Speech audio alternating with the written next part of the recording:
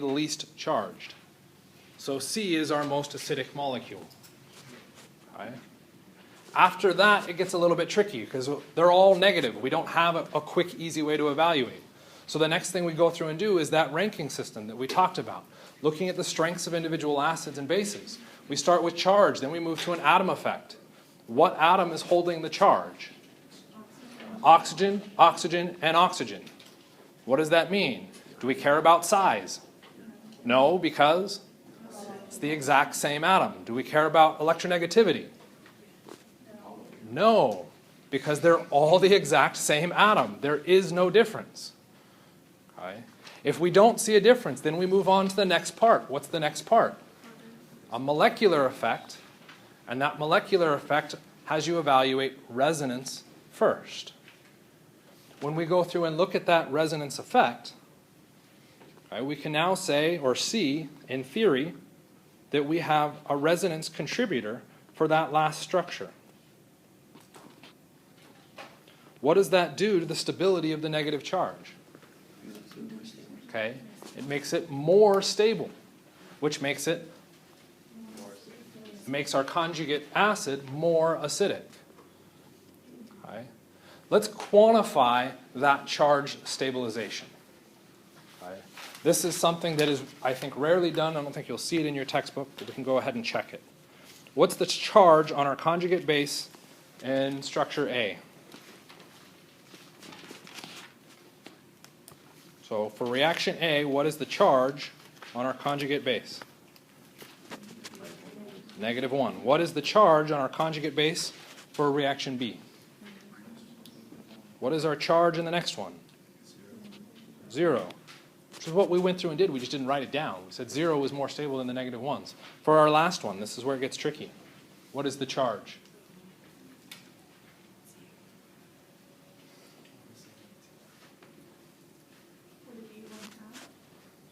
Okay.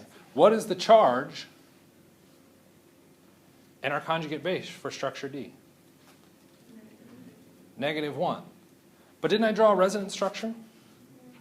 Okay. What's the issue with that?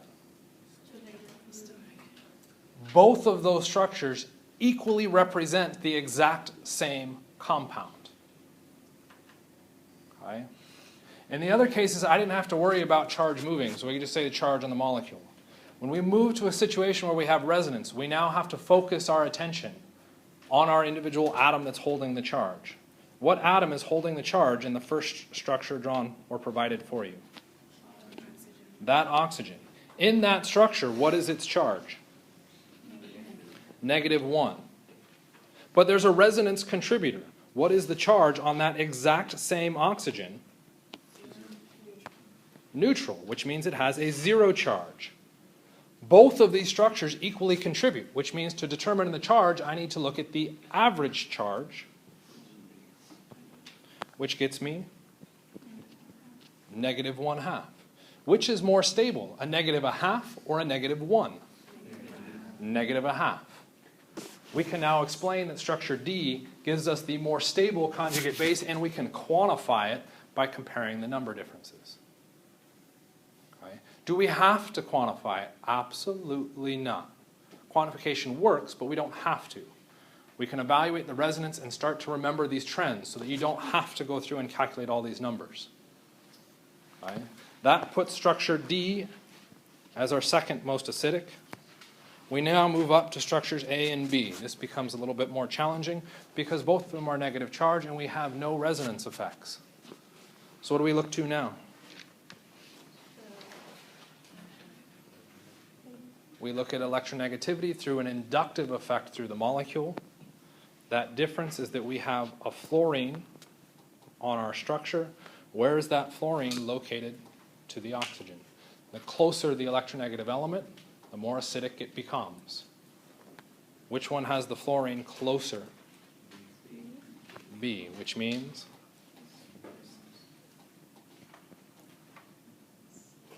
Whoa. Questions?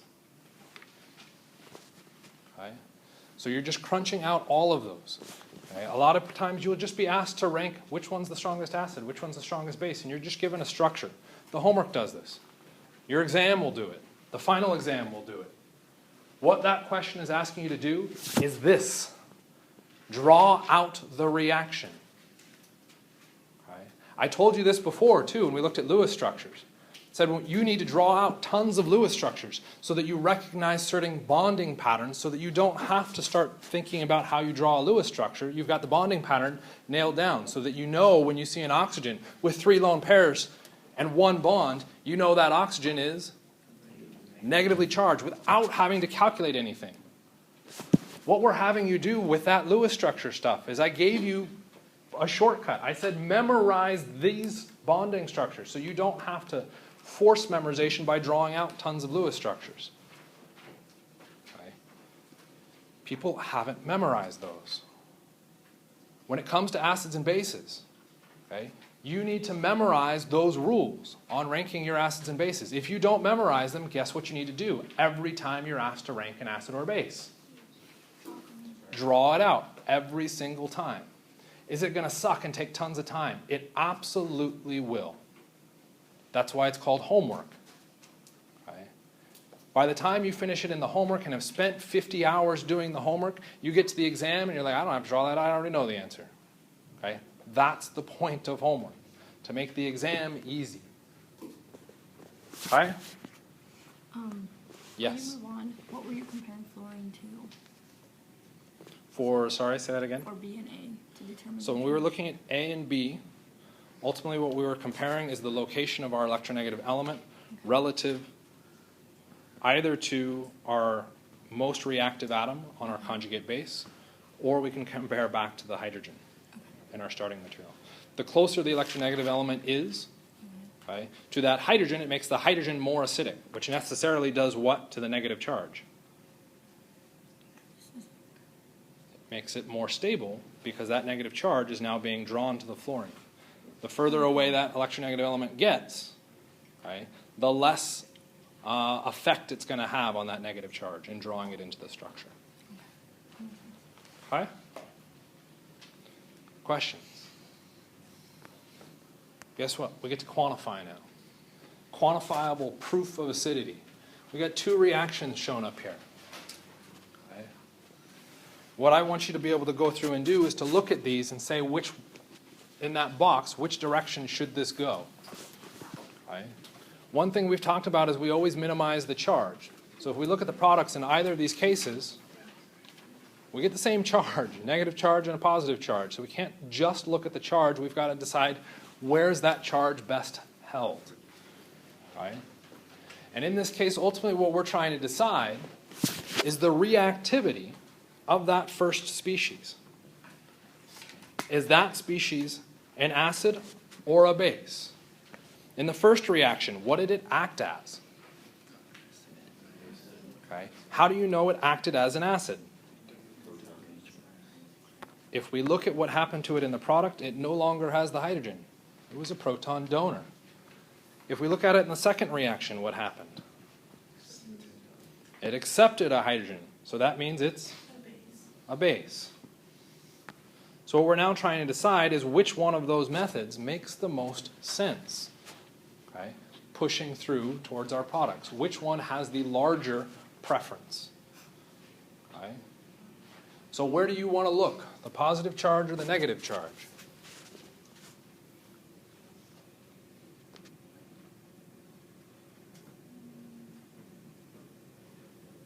It's up to you. I didn't really want you to say positive, but okay, you said positive. If we go through and take a look at the positive charge, okay, what's going to make a positive charge more stable? Electrons being near it, right? So we could go through and compare, and we can look out, and we see a hydrogen and a hydrogen. If we look at the other structure that has a positive charge, we see a hydrogen and a hydrogen. Is there a difference there? Between hydrogen, hydrogen, hydrogen, and hydrogen. No difference. So we can ignore that aspect. Where's our difference?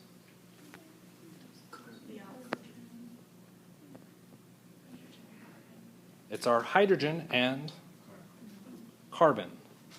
This is where things can get sneaky. What's the difference between hydrogen and carbon? Could look at electronegativity. Okay, the electronegativity is usually something you want to do a last resort on between carbon and hydrogen. Why? They're very, very close in electronegativity. So let's not look at electronegativity quite yet. Size. What does size mean? Carbon's bigger. Why is it bigger? It has more electrons is our primary concern. So which would stabilize a positive charge more? Carbons. We might say which one was the better reaction? The bottom one, because it stabilizes the positive charge. Carbon can stabilize that positive better. Remember, some things can be hidden from view.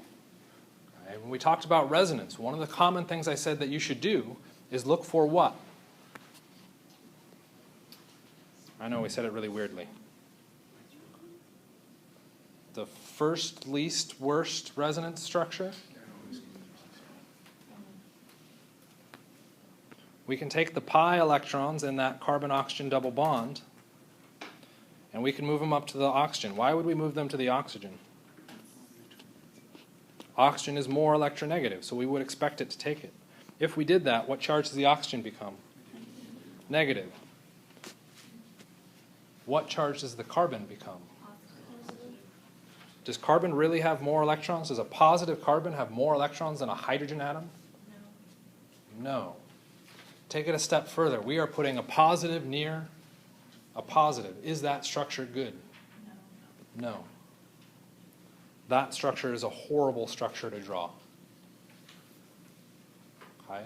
Said we could start two places, the positive or the negative. Okay? So before we move into the negative, is everybody okay evaluating the positive as we just went through and did? Okay? Stepwise, atom by atom, carefully processing it all the way through. So now let's go through and take a structural effect look on our negative. So what species were negative in our products? That one versus that one. Well, crap. Is there a difference in charge? No. Is there a difference in size? Is there a difference in electronegativity? Man, this is getting kind of obnoxious. What is our difference? Molecular. The first thing in molecular that we look at? Resonance. Is there resonance for this bottom structure? Can I take those electrons and put them into a bond with hydrogen? Okay, you're all saying no, and I agree with that statement, but I'm going to be obnoxious. We're going to draw that out. It's turning into my favorite code word, obnoxious. Okay. What is wrong with that arrow pushing? Hydrogen exceeds its octet. That's not necessarily a bad thing. We can exceed octets when we do an arrow pushing.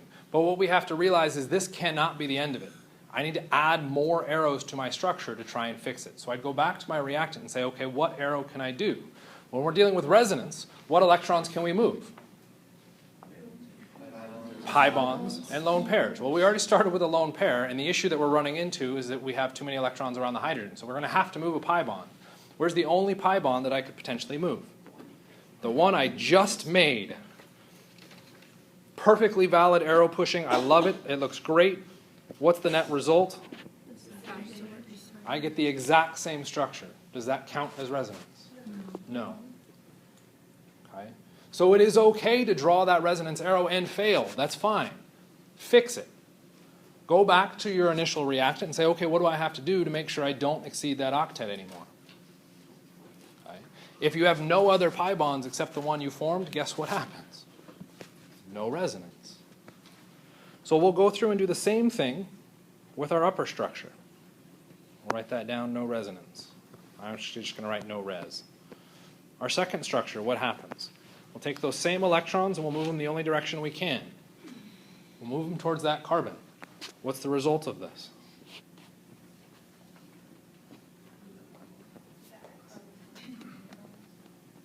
Okay. We ran into this issue before.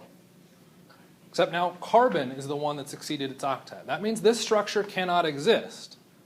but it's now giving me a baseline to now think about what I can do. So I go back to my first drawing where I've got my arrow, and I say I have to add another arrow to this. There are two choices of arrows that I can use. What are those two choices? They're both moving pi electrons, so I don't quite accept that answer.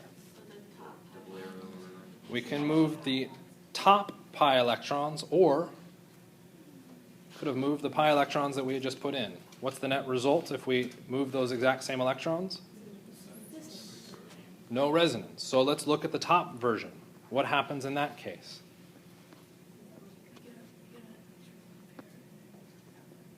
Is this structure valid? Have I exceeded octets? No. This is a valid structure. Guess what I have now drawn? A resonance contributor. What does that do to the negative charge? Stabilizes it. So with resonance versus without resonance, which one's the more likely reaction to occur? The one, what did you just say? Which one's the most likely one to occur?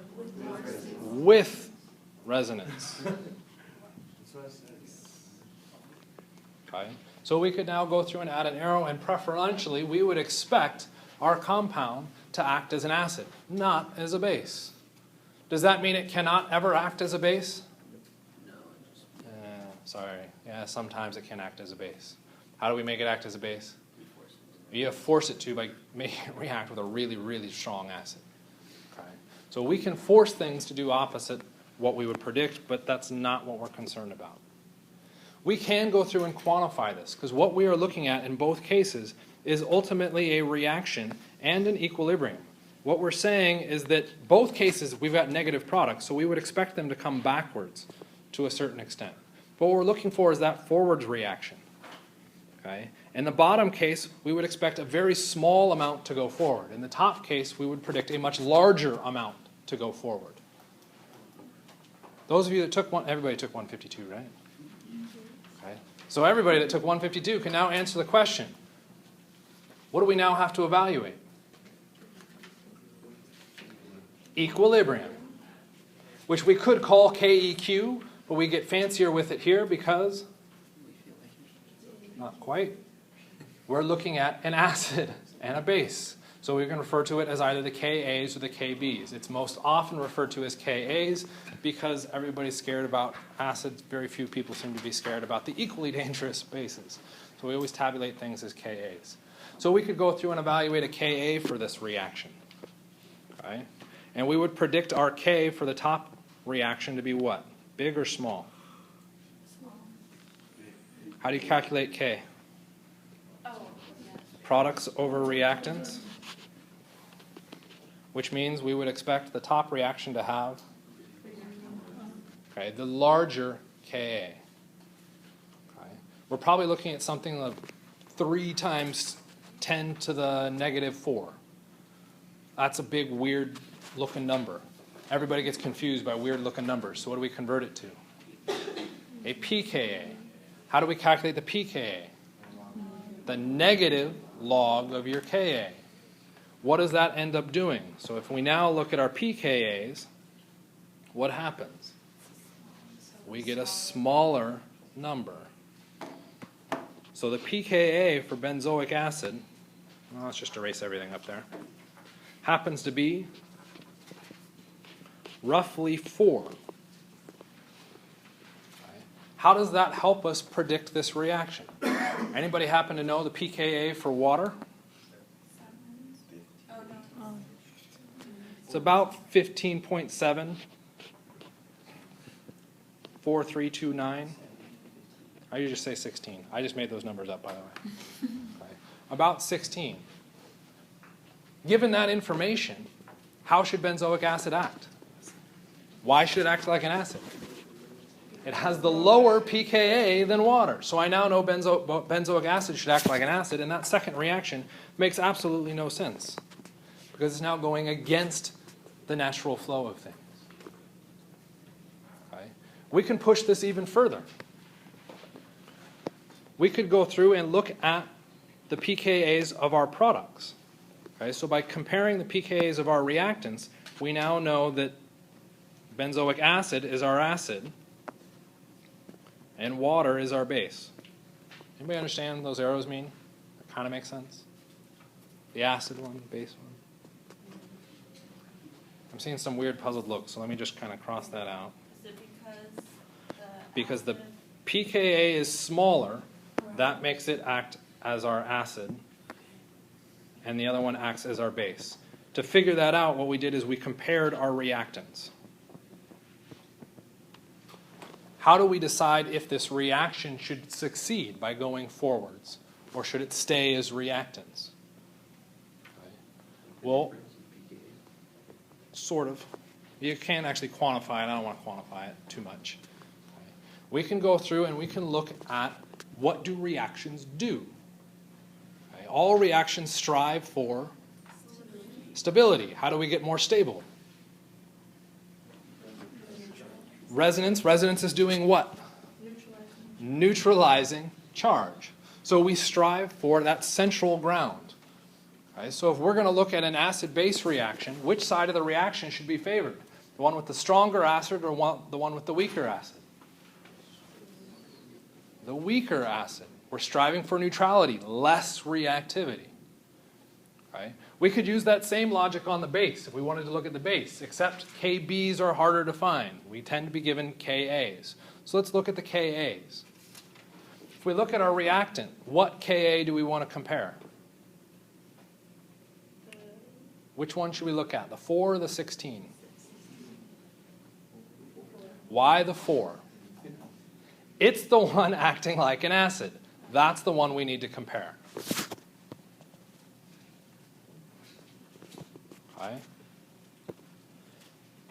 What Ka do I need to know, or pKa do I need to know for the products? Which species should I look up the pKa for?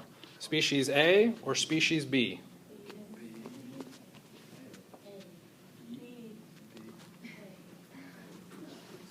What are we trying to compare? Yeah, go ahead. We have to compare the acids. Which structure is going to act as an acid? Structure A or structure B? B. So I need to look up the pKa for structure B. Right? Anybody know the pKa for structure B?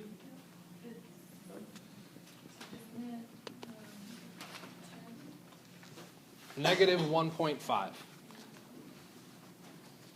What does that mean?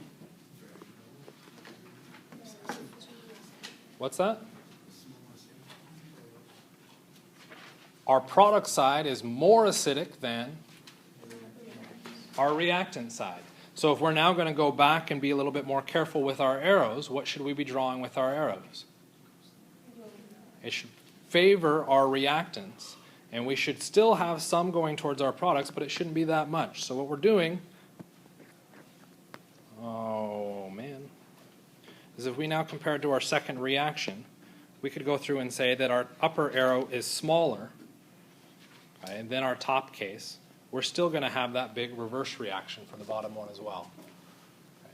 We're still saying that our structure should act as an acid, shouldn't act as a base, but we can now actually start to evaluate something about the equilibrium.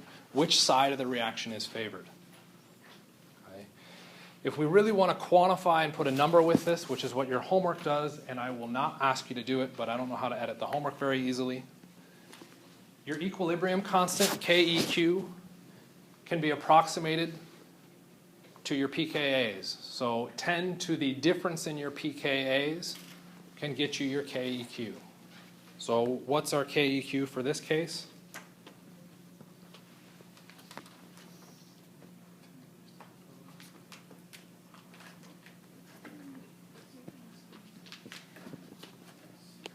What's the difference in our pKa's?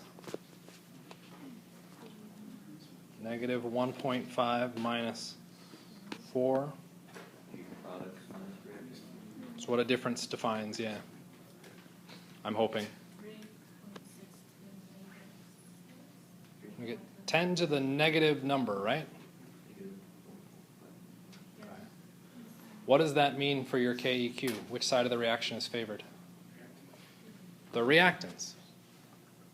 Okay? Because we have a number that is smaller than 1. What if the number was bigger than 1? Products are favored. Okay. So we can quantify and put all those numbers in and do that difference. Okay. And we'll clarify that again. It's products minus reactants for that difference for your pKa's. Okay. So it's kind of neat. We can use pKa's to do all these fun little calculations. All that stuff that you did in 152, you could do again. I know you wanted to do that, right? Yeah. Okay. So ultimately, you can either go back and do all that stuff in 152 again now, or you go through the ranking systems that we've talked about that addresses all of that. Okay. It's folded into differences in electronegativity and relative stabilities of molecules. Those can help. Questions? That was half an hour on one slide. Yeah. Okay. So we could go through, remember all your KEQ stuff, with all that fun jazz, we can do KAs and all that. When we shift to the KA, what disappears from our equation? Water. Why does water disappear from the equation? It's not that it's neutral.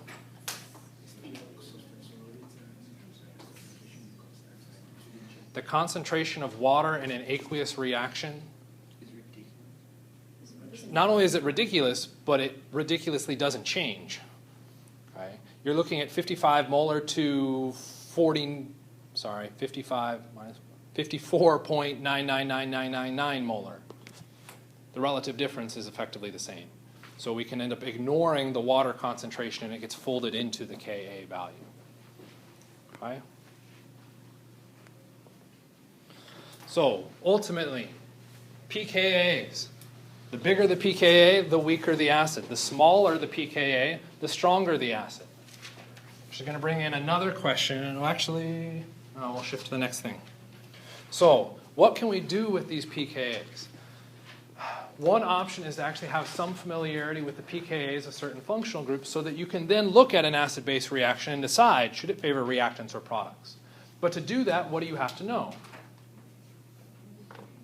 Your functional groups, which we told you to do in Chapter 1, and the pKa's associated with each of those functional groups.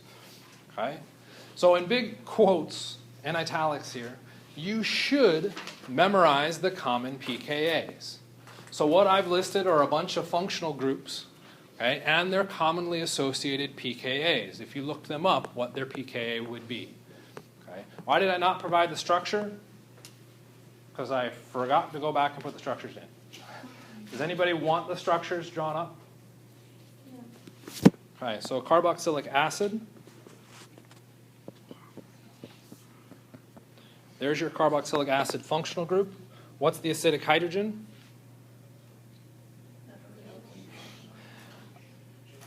I just want to clarify this. I heard a couple people, I think, say the OH. Just the H of the OH.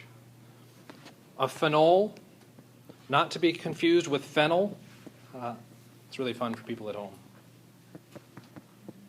Where's the acidic hydrogen? Eventually, maybe it'll show up. I can start drawing them on the board until it comes back in. So your phenol, or not.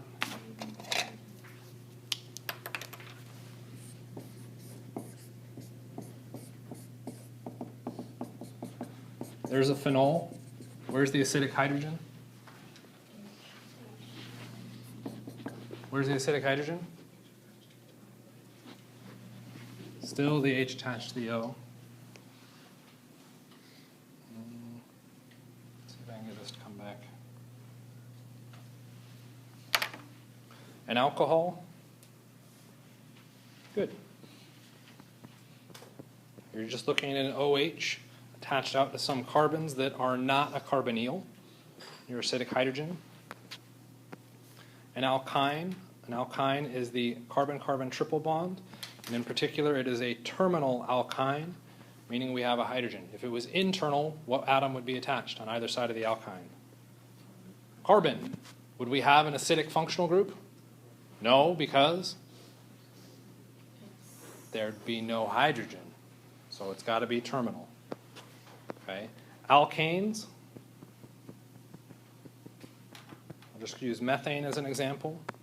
An alkene, don't really care what's out there. And then lastly, an amine, which is actually very, very tricky, so you got to watch out for this. So there's an amine. I'm going to erase the alkene because I need the space. Where we've got a problem here is that the amine has the ability to do this, to act as an acid, but amines very commonly act like this. On the right, what did the amine act as? An acid. On the left, the amine acted as a base. Because amines very commonly act like bases, the pKa that is very commonly associated with amines is the 9 value. The 9 value does not correspond to the amine. It corresponds to the ammonium. Okay? So you have to be really, really careful when you're looking at the pKa value for an amine. If we're actually looking at trying to remove a hydrogen and have it act as an acid, you're looking at a pKa of 35. Okay. Next fun question. Let's shift our focus to the methane. pKa of 50. Okay. Based on everything written up here, is that the strongest or the weakest acid? Weakest acid. Completely agree with you. What's its base strength?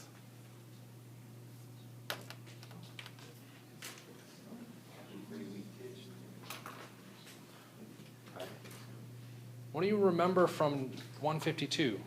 A strong acid has a weak base, and a strong base has a weak acid. So if methane here is a weak acid, what's a strong base? The conjugate of methane is the strong base. The conjugate. Is methane a strong base? No. If you remove a hydrogen and turn that compound into instead this structure, we now have a very strong base. Why is methane not a base?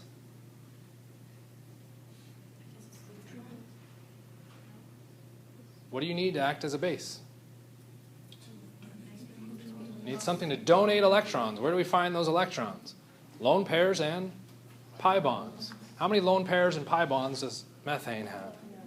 None. Okay? So you can remember that kind of strong acid equals weak base, strong base equals weak acid, as long as you realize that they're referring to the conjugate partners, not the same species. Okay? Questions? Yippee. This is kind of a minor thing to talk about, but we'll mention it. It becomes much, much more important when you move into biological systems, for instance, biochemistry, and in second semester when we talk about the functional groups that are involved in biochemistry, carboxylic acids and amines. Okay? What this is ultimately in reference to is that if you have a solvent, okay, that's where you do all of your reactions in a solvent, the solvent can control the strength of the acids and bases present. Okay? So if I do a reaction in water, the strongest acid that I can have in water is H3O+. If I dissolve HCl into water, HCl is a very strong acid. But I'm not looking at the acidity of HCl in that water solution. I'm looking at the acidity of H3O+. It's HCl having reacted with water to generate that species. Okay? Again, relatively minor effect, but your solvent dictates the strength of the acids and bases. This does come into play when we talk about mechanisms, because in certain, under acidic or basic conditions, we want to make sure that we aren't forming the other one. If I'm in a strongly acidic environment, at no point ever should I show the formation of a strong base. Because what is the strong base going to do? Immediately react with the acid. Okay? So when we're trying to figure out how a reaction works, we need to take into consideration sometimes the solvent effects and make sure that we aren't forming ridiculously reactive species. Okay? And that's kind of what our leveling effect is getting at.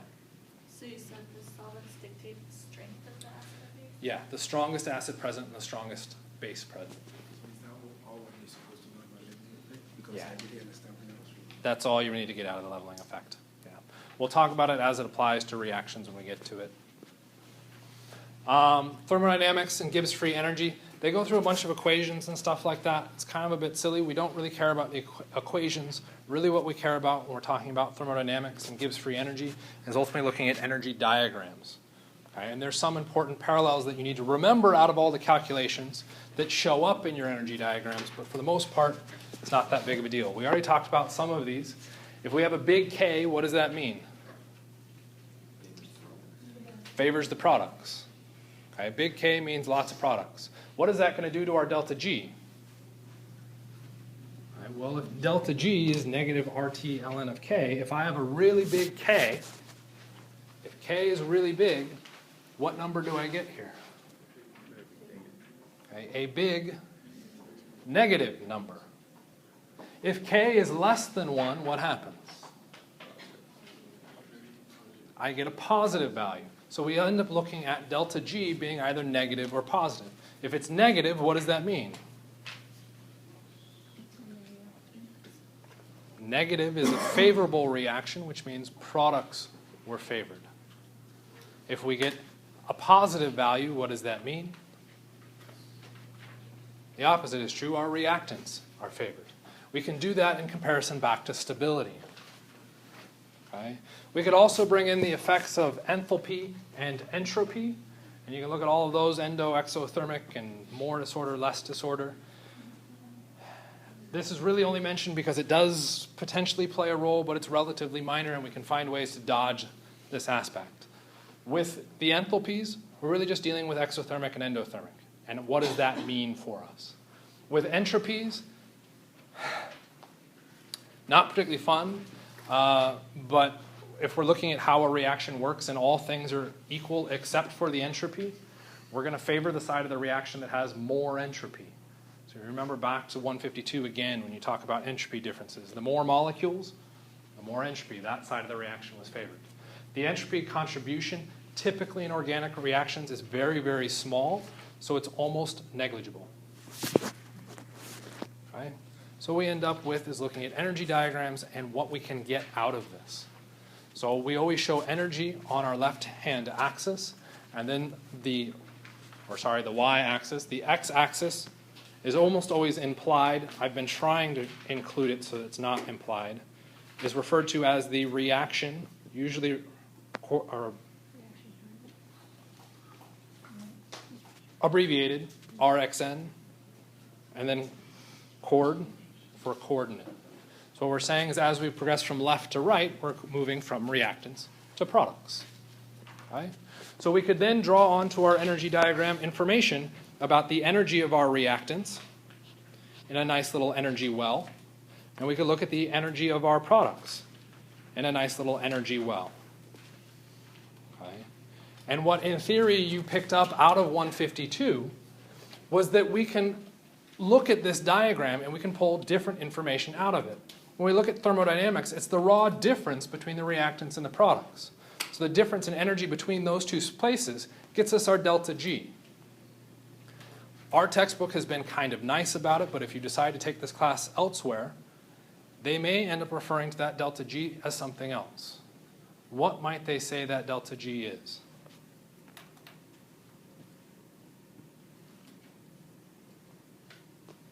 As a hint, it has to do with that equation.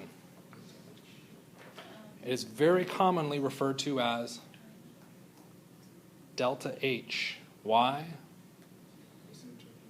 The entropy contribution was so small that it very rarely impacts. You might see that referred to as a change in enthalpy instead of the change in Gibbs free energy. It is always the Gibbs free energy. It is always delta G. Right? That is really our thermodynamic study. Okay, so under this circumstance, what type of reaction do we have here? Exothermic or endothermic? Exothermic, how do we tell that? You take the energy of our product, whoa, come back here, sorry. Energy of the products minus the energy of the reactants. Which one was lower? Products, so let's give it a low number. What's a low number? 3. Minus the energy of our reactants. Let's give our reactants a high number. It's a high number. What do I get? Negative, I can't do the math. But it's negative. That's all we need. Okay? Negative means our Gibbs free energy is negative. We have a spontaneous reaction. We can translate that all the way back to Q and say that we have our product concentration higher than our reactant concentration. All of that manipulation is stuff in theory you guys are pseudo comfortable with from 152. Do you have to do much manipulation like that? No. Okay? I just want you to be aware it shows up. The next thing that we would need to evaluate, come on, oh, I'm doing it too slowly, would be the upper half of our curve. This upper portion of our curve, you'll notice, has absolutely nothing to do with the products, which means it has nothing to do with thermodynamics. What we are looking at in that upper half is how fast does this reaction occur, or the kinetics of the reaction. What's going to dictate the kinetics of the reaction? The rate determining step, which happens to be the slowest step. What is the slowest step in this reaction?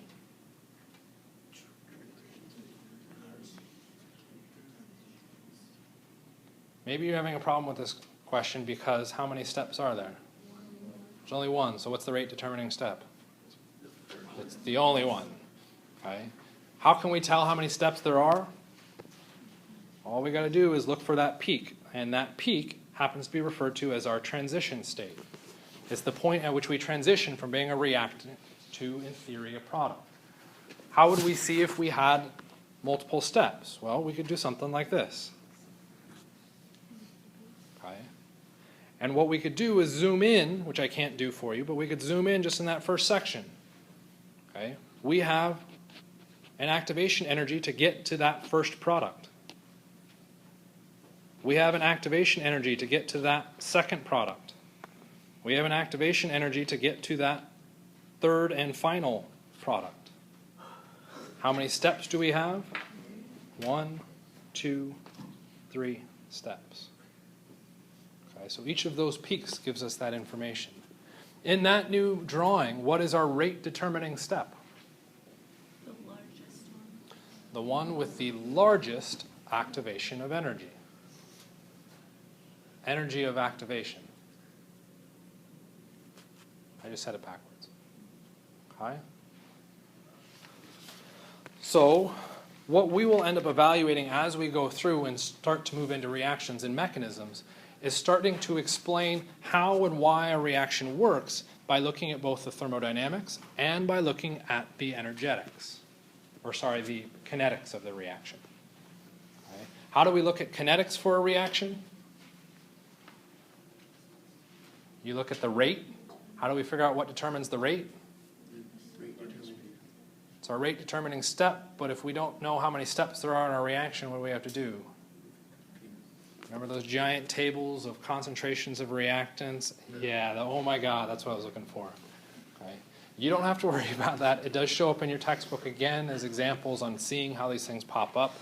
We aren't concerned about you redoing 152. We're concerned about having you interpret that appropriately. Okay?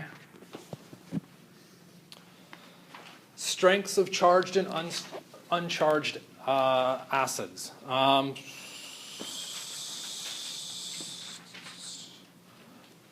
Not sure what I wanted to talk about with this, actually.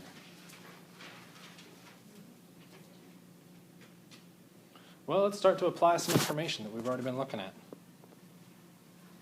Would we predict this reaction to go forwards?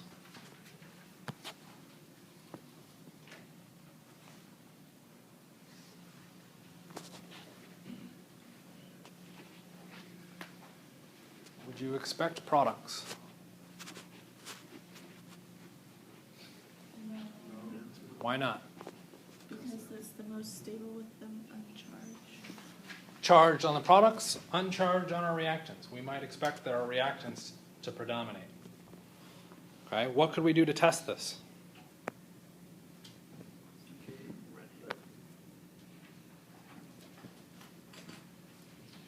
What do our pKa's tell us? That's not 157. What do our pKa's tell us? Reactants favored. What does our KEQ tell us? What does our delta G tell us? Reactants. All of the mathematics of the KEQ and our delta G's we already knew about by looking at those rules that we talked about, the charges. Okay? So we can evaluate and predict whether a reaction will go forward based off of looking at those kind of simple observational items. Okay? Oh, that would have been nice. Let's draw an energy diagram for this, now that you've already seen the answer. Energy versus reaction coordinate. Do we know the exact energy of our reactants? No. We're not being asked to specify the exact energy of our reactants, so we don't care. Let's just draw a line. And since I don't know where the product energies are, at least yet, I'm just going to pick someplace sort of in the middle. There's my reactant energy. Where's my products? So now I can jump to my products. What's the relative energy between my reactants and products? I expect my products to be higher in energy, so I should draw my products higher in energy on my energy diagram. Somehow or another in the course of this reaction, I now have to get over to my products. So I need to have that bump, okay, to get that activation energy. Okay. We've now got all of that information in there. And we have an energy diagram. So we could look at the energy diagram to say that our reactants are more stable than our products.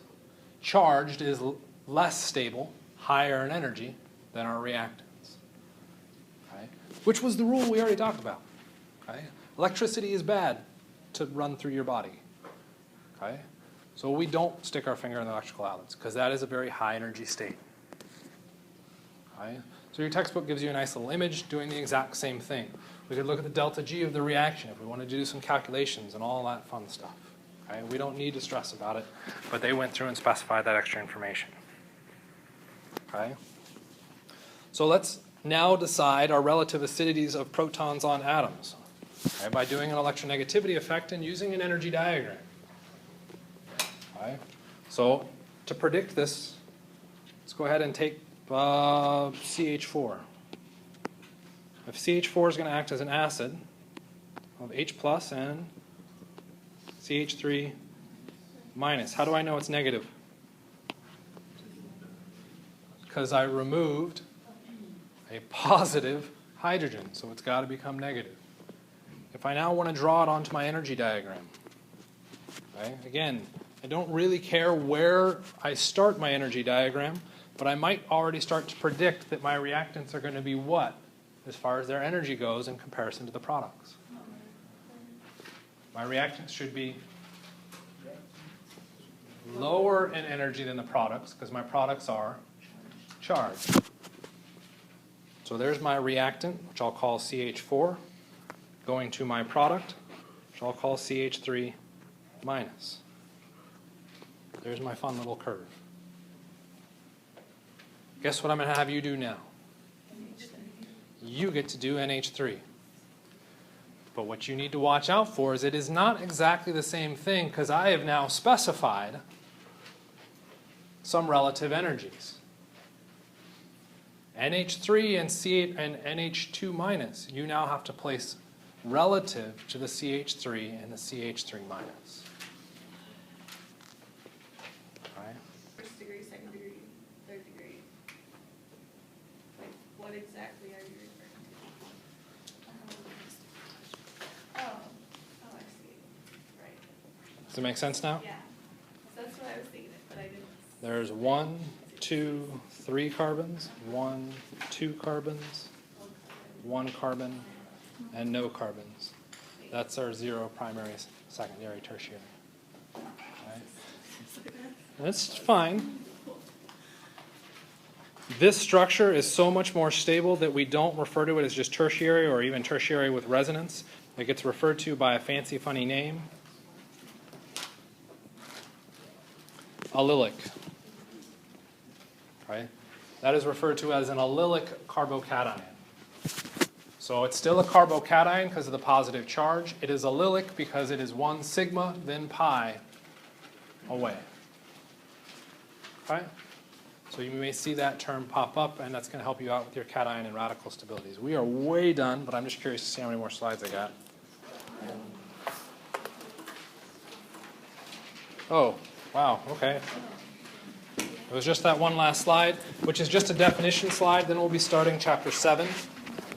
And